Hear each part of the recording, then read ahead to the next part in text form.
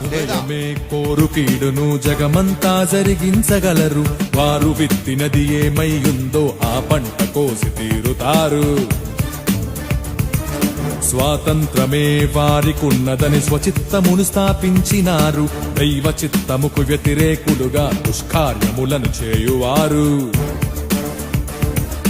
దీర్ఘశాంతము ఎంత కాలము యేసు ప్రభువా త్వరగా రమ్ము. భూలోకమునకు తీర్పు తీర్చుటకు దినము నిర్ణయించాడు. వాక్యమునే తీర్పరిగా నియమించాడు. చట్టముగా వాక్యమునే స్థాపించాడు. రాజులను విడువలేదు, చక్రవర్తులను వదలలేదు. ఎవరైనా లెక్కలేదు, పాపానికే శిక్ష తప్పదు. క్రీస్తు న్యాయపీఠం ఎదుట ప్రత్యక్షం కావాలందరూ. క్రీస్తు న్యాయపీఠం ఎదుట ప్రత్యక్షం కావాలందరూ. సర్వలోక న్యాయాధిపతి వాకిట నిలిచియున్నాడు.